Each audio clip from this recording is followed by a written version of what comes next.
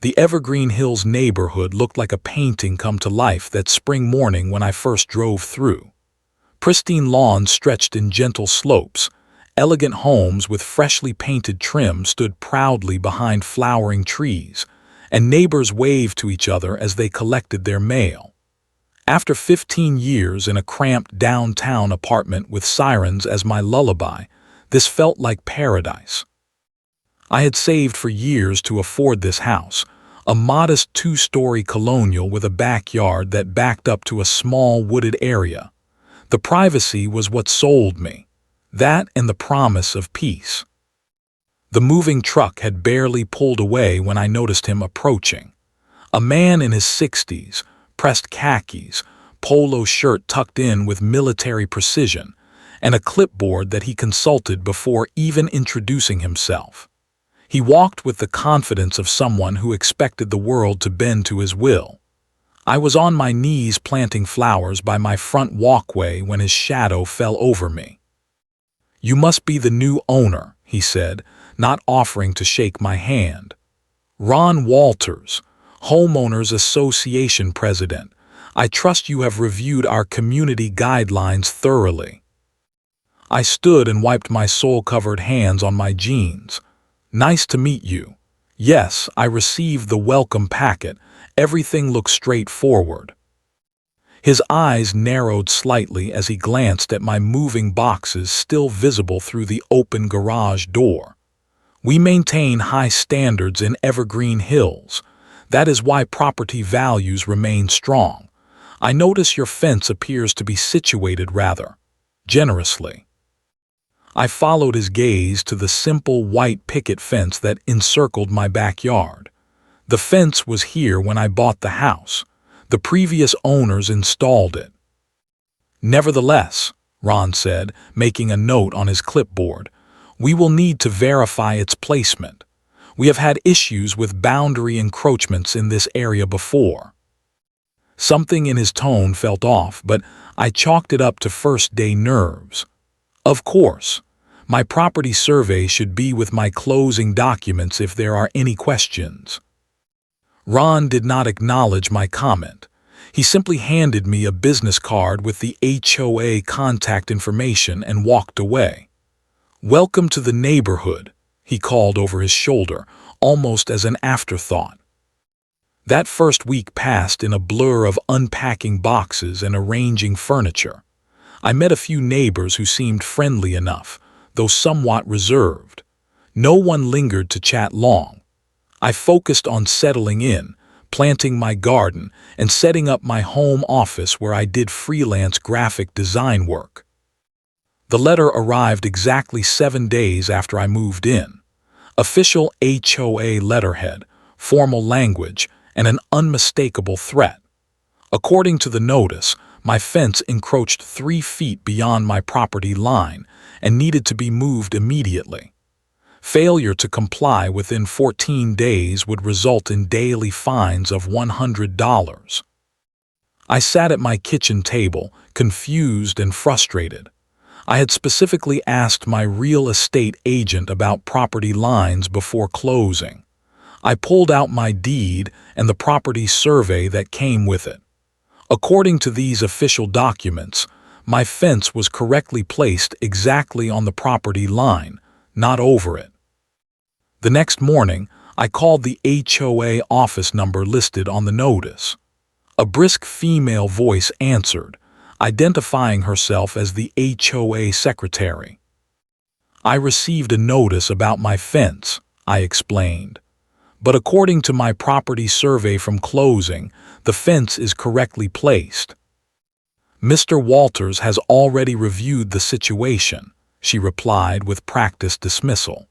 "Your survey must be outdated. The HOA maintains the most current records of property boundaries." "But this survey is from last month," I protested. "It was required for closing." "I will note your concern," she said, her tone suggesting it would be noted and promptly ignored. "However, the compliance deadline remains in effect." After hanging up, I stood by my kitchen window, looking out at my backyard. The fence in question was simple but charming white pickets surrounding a space I had already begun to love. Moving it would not only cost thousands of dollars but would shrink my yard considerably. Something felt deeply wrong about this entire situation. That evening, I noticed Ron Walters walking slowly past my house, pausing to stare at my fence with what I could only describe as satisfaction. He made no attempt to hide his scrutiny or greet me when I stepped onto my porch. Instead, he simply made another note on his ever-present clipboard and continued his patrol of the neighborhood.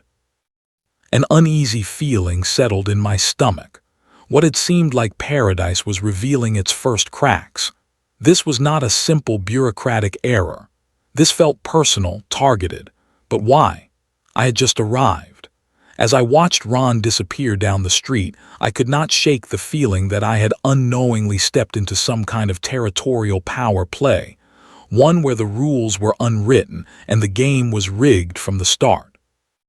The next morning, I contacted a real estate attorney. I emailed her copies of my deed, property survey, and the HOA notice. Her response was quick and concerning. "This happens more often than you would think," she wrote. "HOAs sometimes overreach their authority. Your survey appears correct and legally binding. I suggest requesting the HOA provide their survey evidence in writing." I drafted a formal letter requesting the HOA provide documentation of their property line determination. 3 days later, I received a response that made my heart sink. The HOA had attached a survey map that indeed showed my property line 3 feet inside where my fence stood. But something seemed off about the document. The date on it was recent, just 2 weeks prior, and the surveyor's name was not one I recognized from any official county records.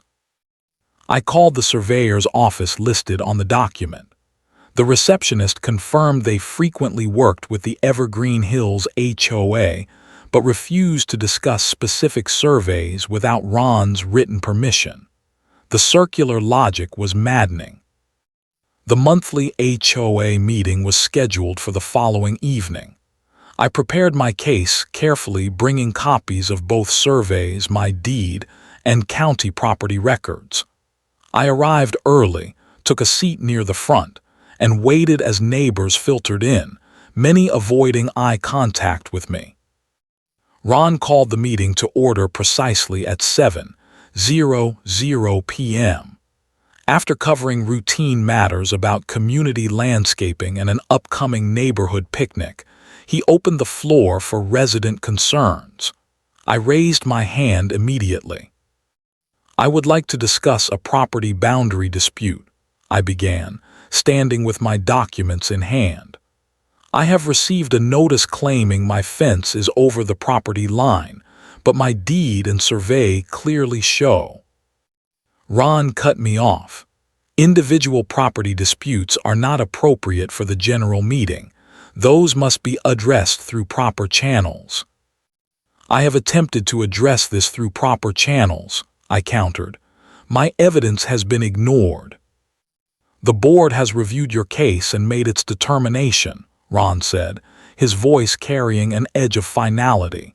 "Next concern, please." "But the surveys contradict each other," I persisted. "I just want to understand." "This meeting will maintain order," Ron interrupted, banging his gavel. "Your time to speak has concluded." Stunned and embarrassed, I sat down. The rest of the meeting proceeded as if nothing had happened. Afterward, as people filed out, I felt isolated and frustrated. Then I felt a light touch on my shoulder. "Do not make waves," an older woman whispered. Her eyes darted around to ensure no one was watching our interaction. "This happens to everyone who pushes back. It is not worth the fight." Before I could ask what she meant, she hurried away. I gathered my documents and walked slowly to my car, noticing Ron watching me from across the parking lot, his expression unreadable. The next day, a new notice appeared in my mailbox. The HOA was implementing daily fines of $100 until my fence was brought into compliance. I had already consulted my attorney, who advised that fighting the HOA could be costly and time-consuming, potentially dragging on for months or even years. I began documenting everything. I took photos of my fence, the alleged boundary line, and kept detailed records of all communications. I started recording phone calls with the HOA office after providing the legally required notification that I was doing so. The pressure was becoming unbearable. Each day, another $100 added to my growing debt to an organization that seemed determined to break me. My neighbors remained distant. Some offered sympathetic glances but kept their distance. I learned why when I overheard two of them talking at the community mailboxes one evening. "It is starting again," one murmured. "Poor new guy. Ron picks one every year." "SHH," the other warned, noticing me approaching.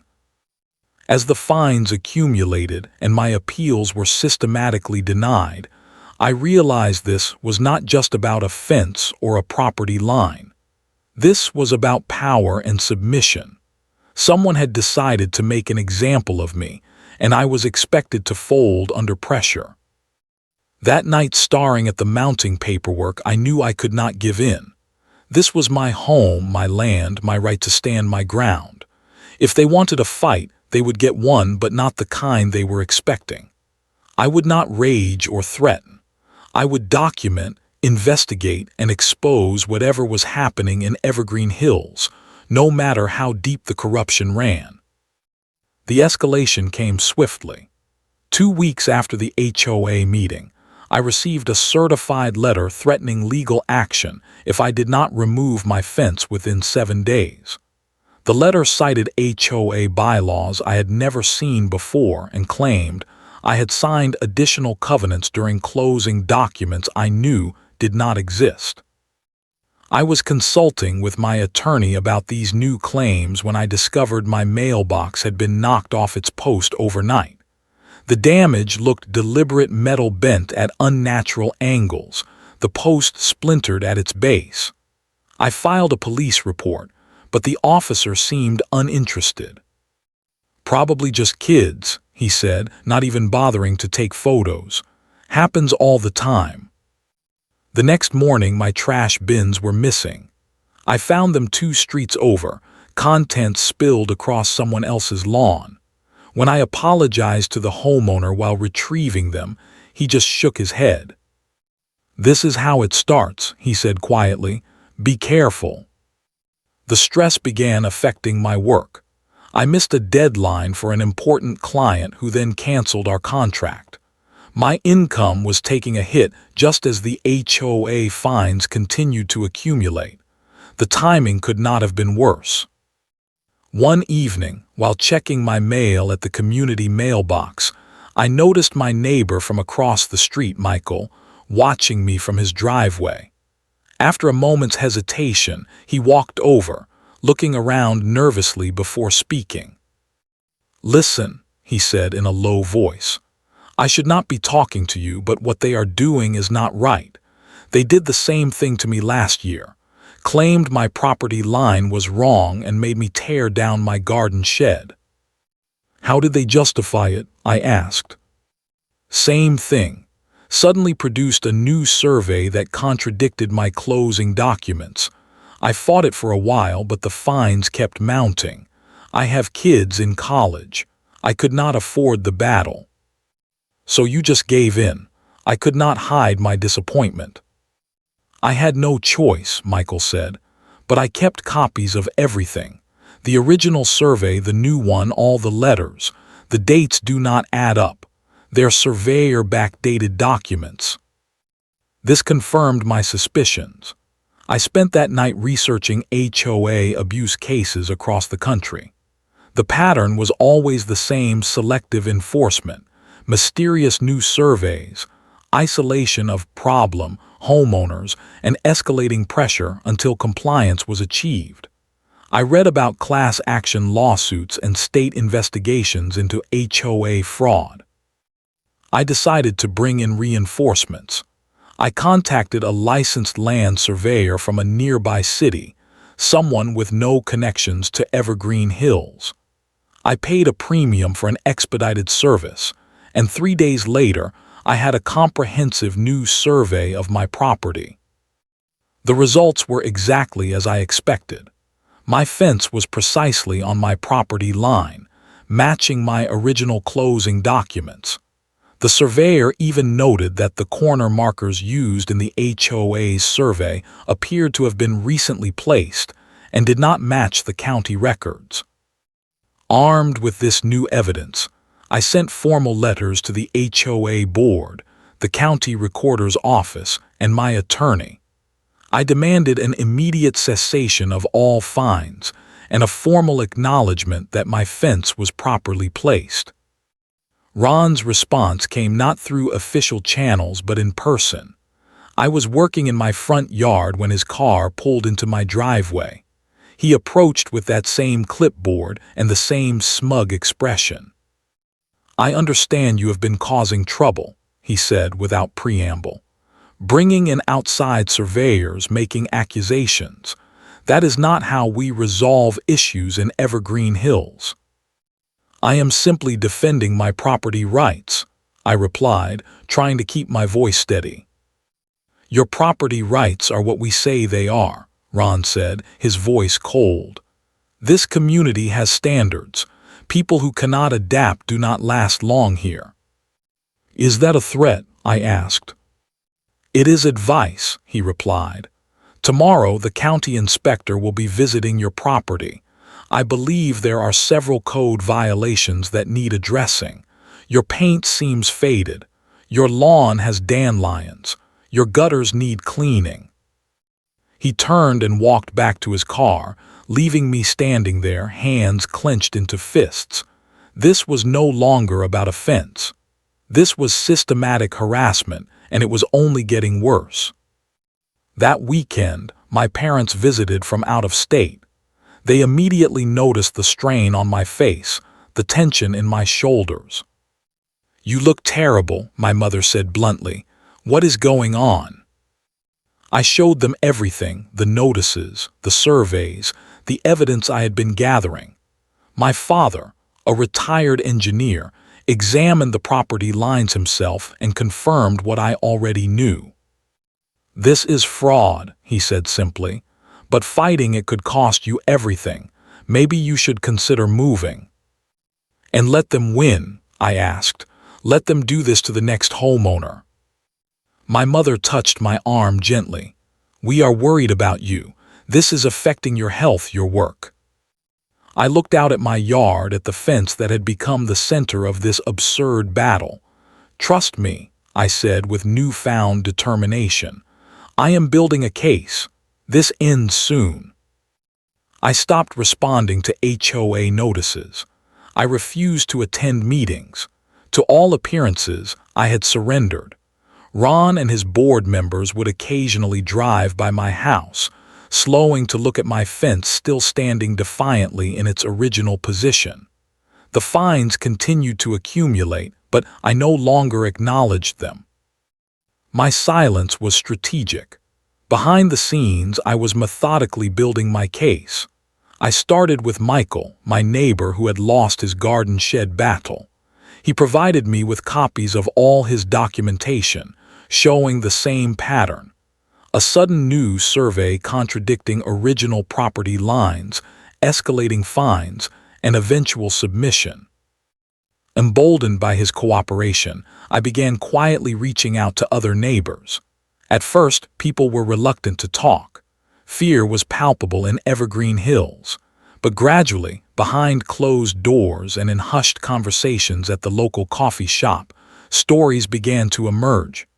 The Rodriguez family had lost 10 feet of their backyard. The Wilsons were forced to remove a children's playset. The Changs had to demolish a recently built patio. In each case, the pattern was identical. The HOA would target a homeowner, produce a new survey showing altered property lines, and enforce compliance through financial pressure. I created a digital folder with every testimony, every document, every piece of evidence I could gather. One night, unable to sleep, I noticed lights moving across my backyard. I dimmed my house lights and watched from my window as two men, one of whom I recognized as the HOA treasurer, walked along my fence line, shining flashlights and taking photos. I recorded the entire trespassing incident on my phone. The next morning, I installed security cameras covering every angle of my property. Within 3 days, they had captured 4 separate instances of HOA board members entering my property without permission. Each time, they examined my fence, took measurements, and left without acknowledging the cameras. My attorney was stunned by the mounting evidence. "This is beyond HOA overreach," she said. "This is systematic fraud. They have been manipulating property lines throughout the neighborhood for years." We discovered that the surveyor Ron Eust was not just preferred. He was the brother-in-law of another board member. The surveys were being altered to gradually expand common areas under HOA control while shrinking private property. I filed a formal complaint with the State Housing Authority, documenting the pattern of fraudulent surveys and selective enforcement. I included statements from neighbors, comparison images of the contradicting surveys, and video evidence of trespassing. The comprehensive file was over 200 pages. Ron's retaliation was swift. Suddenly, code inspectors appeared at my house, citing me for minor violations, a weed in my lawn, paint that was allegedly the wrong shade of beige, a crack in my driveway that violated some obscure maintenance regulation. Each violation carried additional fines. My parents called regularly, increasingly concerned about the escalating situation. "Is this worth your mental health?" my father asked during one particularly difficult call. "I am not just fighting for myself anymore," I explained. "This is about everyone in this neighborhood who has been bullied into submission. Someone has to stand up to them." I had become the neighborhood pariah by design. I stayed quiet, kept to myself, and appeared defeated. But every interaction, every piece of harassment, every false citation was carefully documented and added to my growing case file. Late one night, after another round of inspections had resulted in more citations, I sat on my back patio staring at the fence that had started it all. The moonlight cast long shadows across my yard, a yard that was undeniably mine according to every legitimate survey and deed. I had never wanted this fight. I had just wanted a peaceful home. But now I was committed to seeing it through, not just for me, but for everyone who had been intimidated into silence. "This ends soon," I whispered to myself. "This ends soon." The State Housing Authority responded to my complaint with surprising speed. They assigned an investigator who contacted me for additional information and began reviewing the evidence. Simultaneously, my attorney filed a civil suit against the HOA board members individually, citing harassment, fraud, and abuse of power. The legal wheels were turning, but too slowly for my liking. Every day brought new fines, new citations, new pressure. I was reaching a financial breaking point, having spent thousands on legal fees, surveys, and security equipment. But I remained resolute. Then something unexpected happened. A neighbor 3 doors down, elderly Mrs. Peterson, posted about her own HOA struggles on the neighborhood Facebook page. She described how she had been forced to remove her beloved rose garden because the HOA suddenly claimed it was on common property. Her post included photos of wilting roses she had cultivated for decades. The community response was immediate and overwhelming. Dozens of comments poured in, many sharing similar stories. What had been whispered behind closed doors was now being shouted in a public forum. Someone tagged a local news blogger who specialized in community issues. Within hours, the post had gone viral in our small suburban area. Ron called an emergency HOA meeting, ostensibly to address community concerns. The email notice emphasized the importance of maintaining property values and correcting misinformation. It was clearly damage control. I spent the day before the meeting preparing. I printed copies of key documents, organized my evidence chronologically, and rehearsed what I would say. This was my opportunity to break the pattern of intimidation once and for all. The community center was packed that evening. People who had never attended HOA meetings before stood along the walls, curious about the sudden controversy. Ron appeared flustered as he called the meeting to order, his usually immaculate appearance slightly disheveled. "Before we begin," he announced, "I want to address some unfortunate rumors circulating online. This board has always acted in the best interest of Evergreen Hills. Property line enforcement is necessary to maintain our community standards and values." He continued for several minutes, speaking about responsibility and compliance. I waited patiently for the public comment period. When it finally arrived, I was the first to stand. "My name is Name," I began, my voice steady despite my racing heart. "6 months ago, I moved to Evergreen Hills seeking peace and community. Instead, I found systematic harassment and fraud." I walked to the front of the room and placed my enlarged property surveys on an easel I had brought. "This is my original property survey from closing. This is the HOA's survey showing a 3-foot discrepancy. And this is an independent survey confirming my original boundaries." The room was silent as I methodically presented my evidence. I showed video clips of board members trespassing on my property. I displayed the pattern of similar cases throughout the neighborhood. I presented financial records showing how fines collected from boundary violations had been funneled into a separate account accessible only to board members.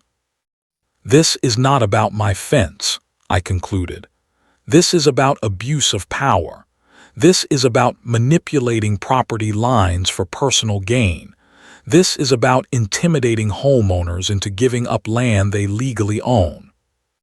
As I returned to my seat, the room erupted. Some people were on their feet, shouting questions at the board.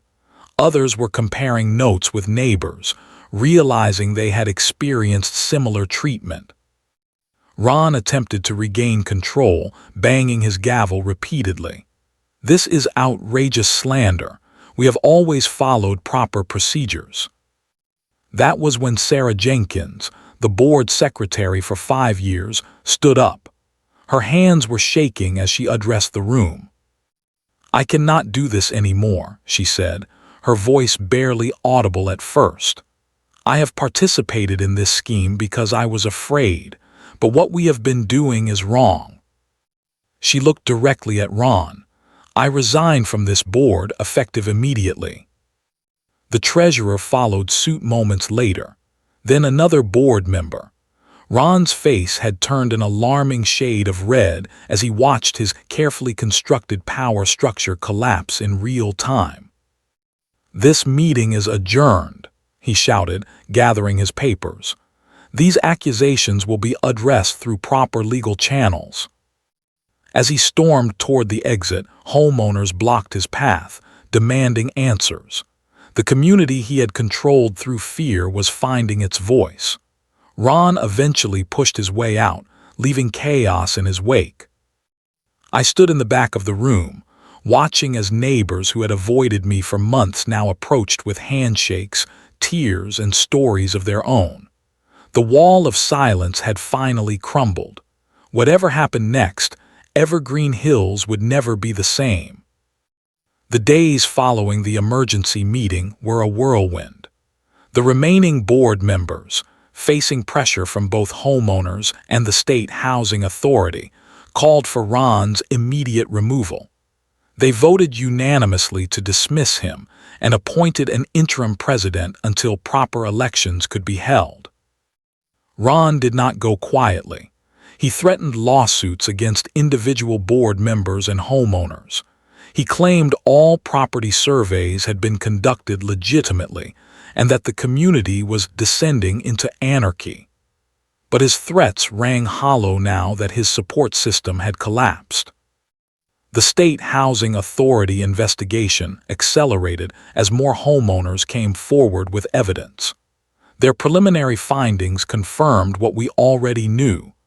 The HOA had been systematically manipulating property boundaries for years, collecting unjustified fines, and using intimidation to silence opposition. My civil case against the board members proceeded with additional plaintiffs joining the suit. Ron and 3 other former board members were named individually in allegations of fraud, harassment, and breach of fiduciary duty. My attorney was confident we would prevail, especially with the state investigation supporting our claims. 4 weeks after the emergency meeting, we received the first settlement offer. The HOA insurance company, facing multiple claims and damning evidence, proposed covering all fines, legal fees, and modest damages for affected homeowners. However, they requested confidentiality agreements from all parties. I rejected the offer immediately. Transparency is non-negotiable, I told my attorney. Without public acknowledgement of wrongdoing, nothing prevents this from happening again. The second offer came a week later. It included everything from the first offer plus a public statement acknowledging the impropriety of past board actions. The settlement would cover all my accumulated fines, legal expenses, and provide compensation for lost income and emotional distress. After consulting with other affected homeowners, I accepted. The settlement did not make me wealthy, but it made me whole. More importantly, it vindicated everyone who had been targeted over the years. The Evergreen Hills community began its healing process. An election was held for an entirely new HOA board, with strict bylaws preventing any former board member from serving again.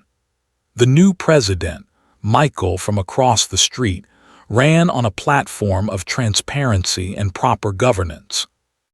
Neighbors who had once avoided eye contact now stopped to chat when I checked my mail.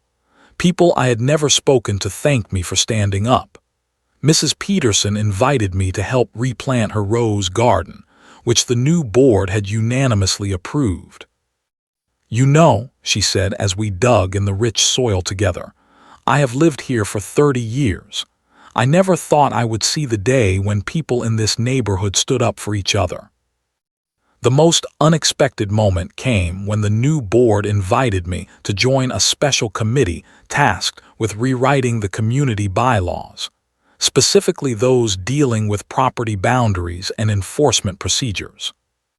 "We need someone who understands what went wrong," Michael explained. "Someone who will make sure it never happens again."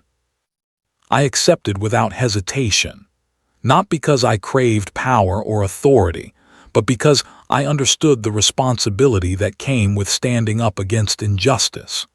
The committee meetings were productive and healing.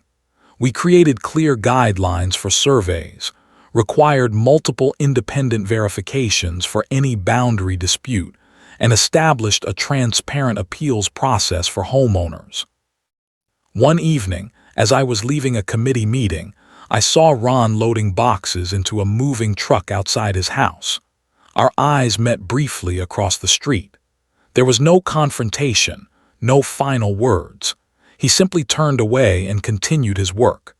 I later learned he had sold his house significantly below market value, eager to leave the community he once controlled. The legal aftermath continued for months. The state housing authority imposed significant fines on the former board members. The county recorder's office reviewed all property records in Evergreen Hills and restored the original boundaries where discrepancies were found. Several homeowners who had been forced to modify their properties were offered assistance in restoring them. Throughout this process, I often reflected on how differently things might have turned out if I had simply given in. If I had moved my fence, paid the fines, and accepted the status quo. One small boundary dispute had exposed years of corruption and changed an entire community. It had cost me time, money, and peace of mind, but it had restored justice for dozens of families who had suffered silently for years. 1 year after the confrontation at the emergency meeting, I stood in my backyard on a perfect spring evening. The fence that had started it all remained exactly where it had always been, precisely on my property line. But now, solar lights glowed softly along its perimeter, casting a gentle illumination across my yard as twilight settled over Evergreen Hills. I had spent the weekend preparing for this moment, my first neighborhood barbecue. The patio furniture was arranged in conversational clusters, the grill was preheated, and string lights hung from the trees. It was everything I had imagined when I first moved in, the peaceful community gathering I had longed for. Neighbors began arriving at 6 o'clock, bringing side dishes and drinks. Michael and his family were among the first, carrying a homemade pie and a bottle of wine. "Hard to believe it has been a year," he said, surveying the yard. "Remember when we were all afraid to talk to each other?" The transformation in the neighborhood was remarkable. Where once there had been suspicion and isolation, there was now community. People greeted each other warmly, shared stories, and laughed together. The new HOA board functioned as it should, handling common areas, organizing events, and ensuring reasonable standards without resorting to intimidation. As the evening progressed, I noticed a young couple hovering near the gate, looking slightly uncomfortable. I recognized them as the new owners of the house at the end of the street. "You must be the Taylors," I said, approaching with a welcoming smile. "I am so glad you could make it." "We just moved in last week," the woman explained. "We were not sure if we should come, but your invitation was so kind." "Everyone is welcome here," I assured them, "especially new neighbors." I gave them a tour of my yard, pointing out my vegetable garden and the new fire pit I had installed. When we reached the fence that had been the center of so much conflict, I paused. "Let me give you some advice," I said. "Keep your closing documents and property survey somewhere safe. Know exactly where your boundaries are." The husband looked concerned. "Is there a problem with property lines here?" "Not anymore," I replied with a smile, "but it is always good to know what is yours." As they moved on to meet other neighbors, I found myself alone for a moment, reflecting on the journey that had brought me to this point. The battle had been difficult, expensive, and emotionally draining. There had been times when giving up seemed like the sensible option. But standing in my yard, my full, legitimate yard, I knew I would make the same choice again. Later that evening, as fireflies began to appear and the conversations grew quieter, Mrs. Peterson raised her glass in a toast. "To good neighbors," she said, "and to standing up for what is right." The glasses clinked as voices echoed the sentiment. In that moment, I felt a profound sense of belonging. This was home, not just the house, but the community we were rebuilding together.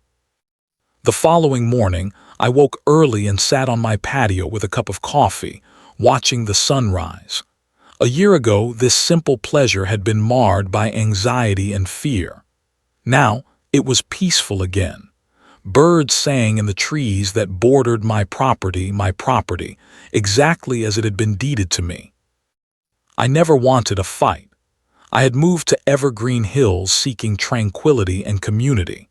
What I found instead was corruption and intimidation. But in standing my ground literally and figuratively, I had helped transform a neighborhood ruled by fear into one defined by mutual respect.